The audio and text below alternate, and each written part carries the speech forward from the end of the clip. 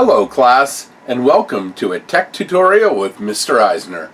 This is the first in a series of how-to instructional videos that I'll be putting together for you on how to operate some of the class equipment.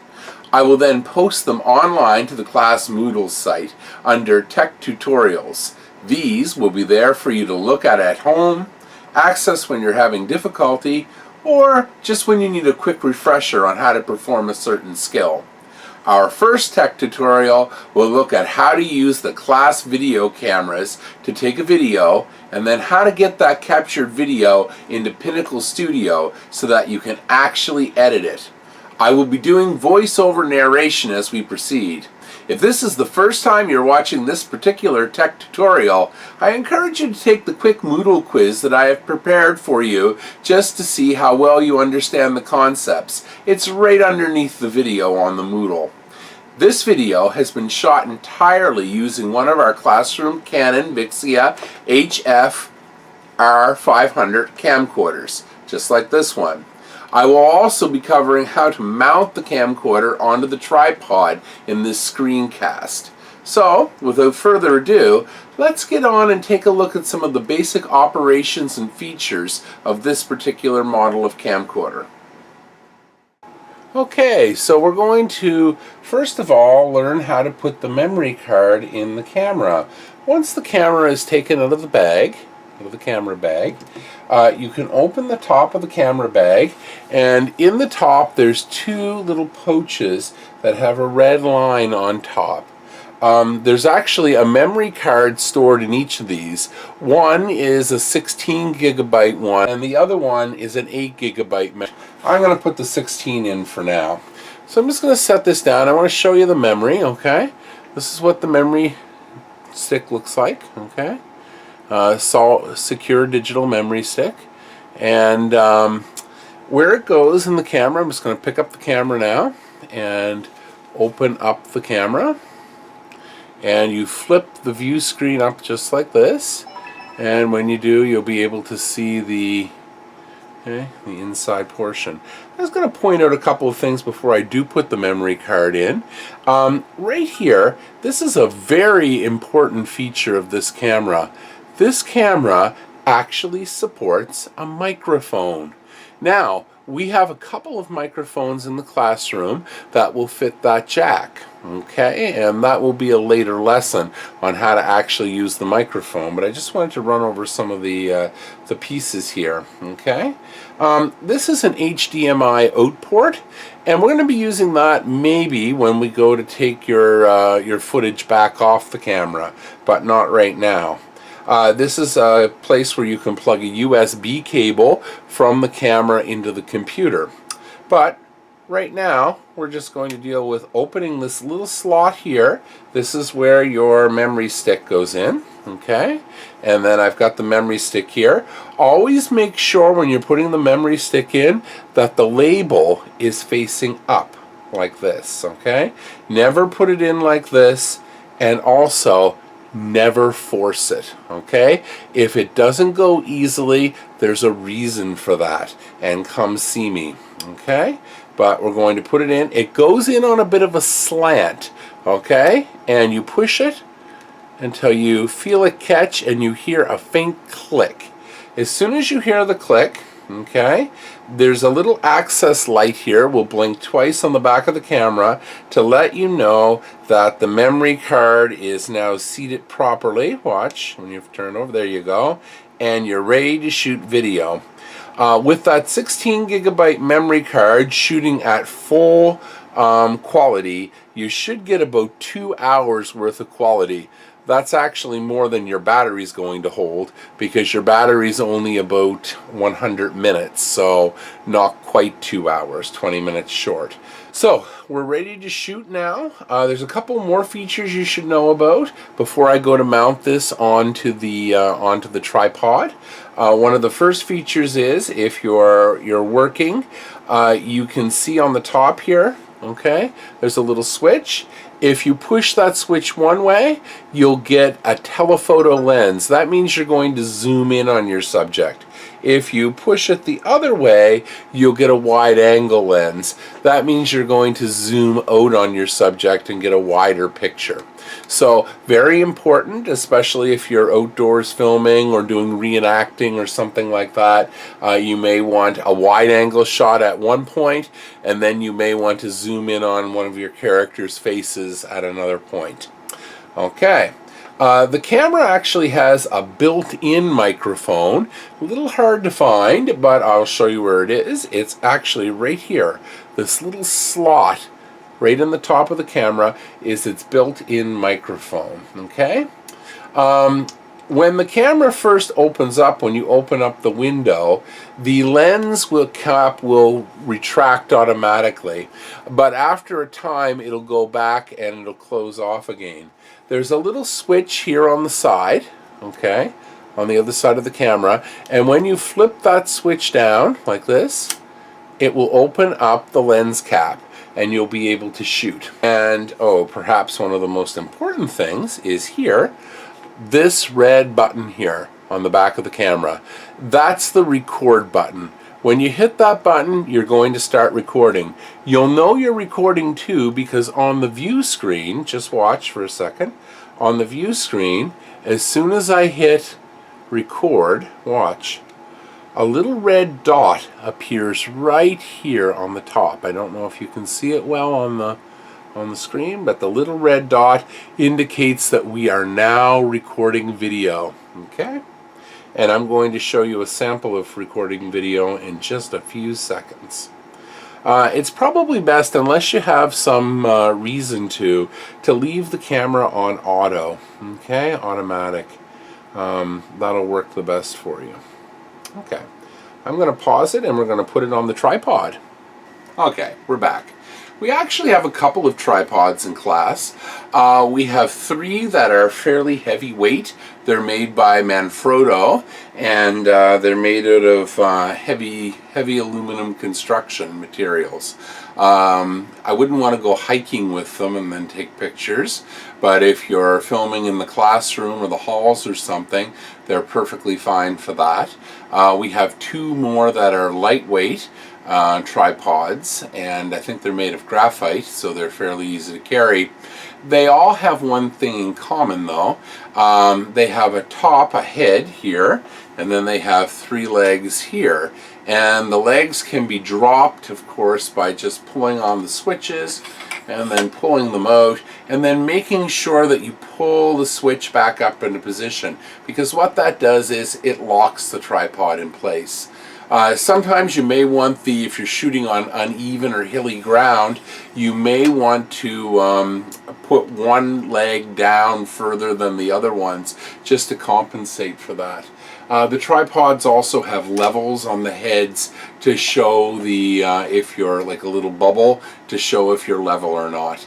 Okay, one of the things I did want to show you about the tripod was getting the tripod actually onto and I'm going to drop the legs a little bit here too.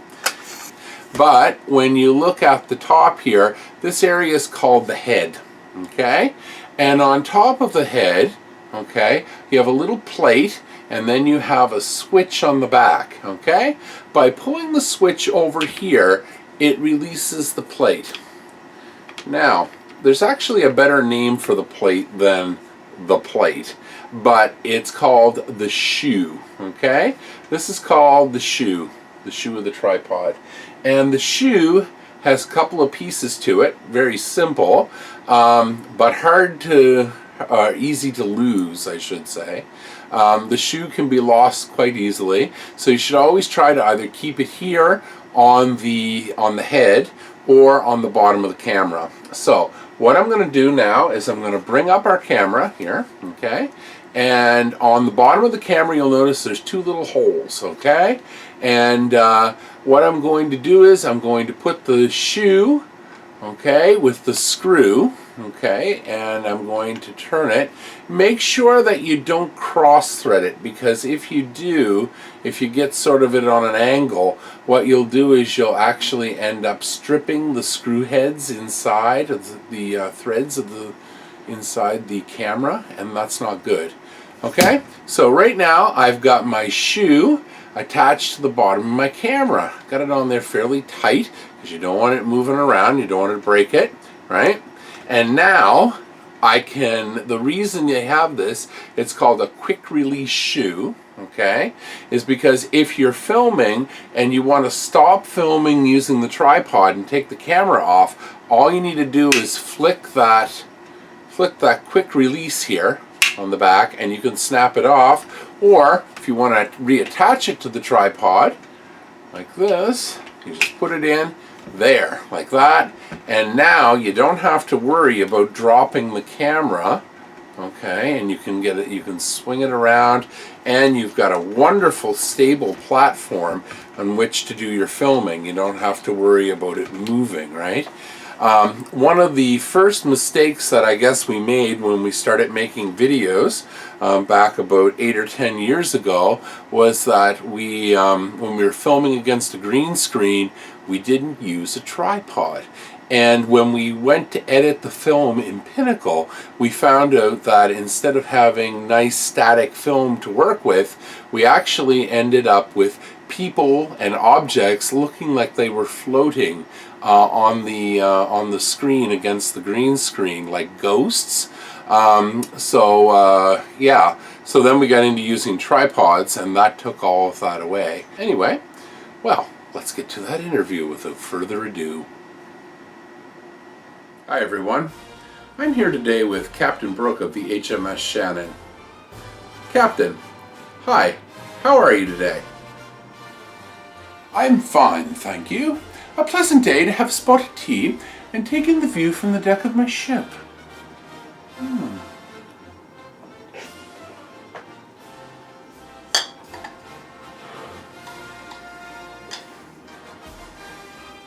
So, what are you doing in Nova Scotia? I am here to fight one of those big American frigates and prove the Royal Navy has not lost, what do you call it on the 21st century? So, Captain, do you think that you can beat one of those big Yankee frigates? You be outgunned and outmanned. I have trained my men to excellence in gunnery and hand-to-hand combat. Besides, it is our duty as British sailors. Best of luck, Captain. I will take my leave of you now. We weigh anchor and slip Halifax on the next tide. Farewell. Welcome back. It's now time to take the video we recorded from the interview and actually transfer it onto a computer. Okay? We have two computers that we have in the classroom. One is the big silver ones, the HP G72s with the 17.3-inch monitor, and the other one is the newer HP 15s, and both of them have a slot to take an SD card, which makes it a little bit easier for you when you're transferring video. All you do is you flip open the camera, okay, and the little hatch that I showed you before the memory card is, you simply press in and the memory card will pop out just like this. Shut it down again, put the camera over here. Then on the HP 15s, the port for the video card or the SD card is right in the front, and you can insert it. Once again, make sure when you're inserting these things, they'll go in nicely, okay? Don't force them. If you have to force them, you're doing something wrong, and it's probably upside down. So that's how you put it in the HP 15s, the black ones. As for the silver ones, the G72s, their port is here on the side between the two USB ports, and you just plug it in here. When you do, you'll hear a click, okay, as it goes in, and once it's in there, it'll read as a regular drive. To eject it, you just push here and pop it out, okay? Now, I'm going to put it in and actually turn on the computer so we can get started, and I can show you guys how to import the video into Pinnacle. So, We're going to boot up now, and in a few minutes we'll be importing our first video. Okay, we've now got our video interview, our footage. We've taken our memory card out and we've inserted it in our computer. It's time to start Pinnacle now. If you go over to the left-hand side in the Start button and click, you'll notice it says Pinnacle 17. You can open Pinnacle 17. I've already had it open, so I don't have to wait for it to load again. And I'm going to say that I want to go to create a new video. So I go File, then New, and then Movie. Now, there's a couple of ways to bring Pinnacle videos and things into Pinnacle. One is to go over here and use the Import button. There's a quick import over on the left hand side though. You'll notice where it's lit up here, there's a file folder with a down arrow. That's a quick import. If we click once on that, it'll bring up a standard Windows menu. You can see computers down here, and down below that is removable disk. It's the removable disk that you want to access. That is the SD card that we inserted into the computer. If we click it, it'll come up to two directories.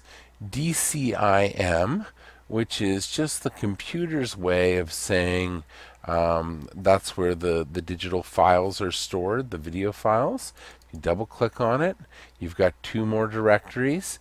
The computer usually tries not, or the camera usually tries not to store too much information in one spot, so it will occasionally break up things. So this would be the stuff I recorded earlier, and this would be the stuff I recorded later.